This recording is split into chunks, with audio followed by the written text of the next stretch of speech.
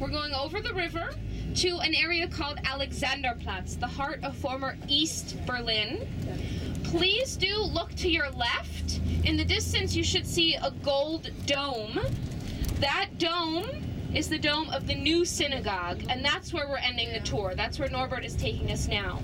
Alexanderplatz then was named after the Tsar Alexander from Russia, part of the Romanov family. You'll learn about that when you get there.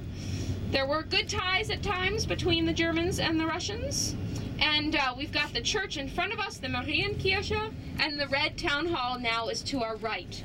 The TV tower is also here. This area is known for a lot of shopping, and there's an important train station here as well. Now, the last part of the tour, we're heading into the historic Jewish neighborhood. So I did want to end the tour by giving you some of the Jewish history of the city, including about the synagogue.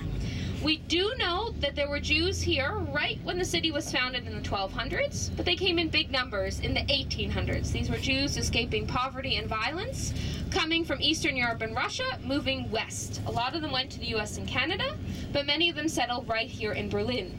So at the very height of the Jewish community, there were about 180,000 Jews living in the city. This is the early 1900s. And at the time, there were about 3 million people in Berlin. So it wasn't a huge percentage, but definitely a large community that felt very safe.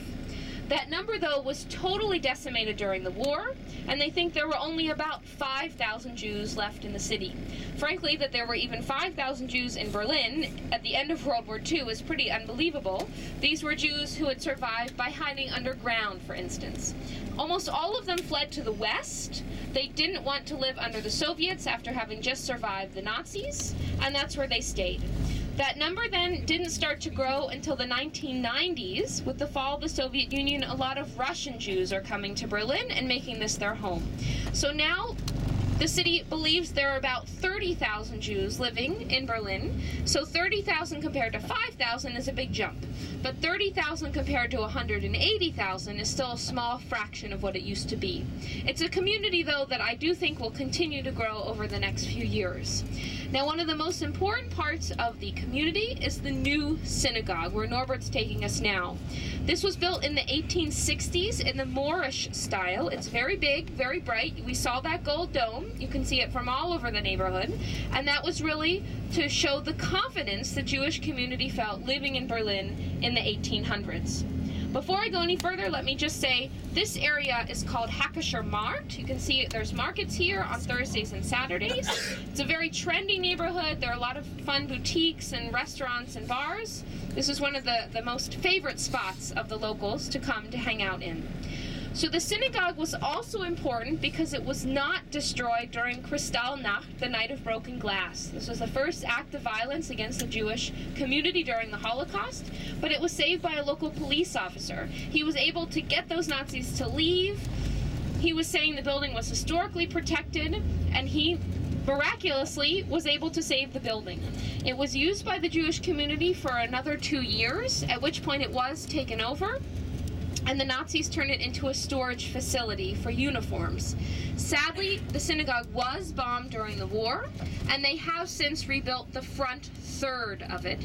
So it's a fraction of what it used to be. We will see it in a moment, and it's been turned into a small museum.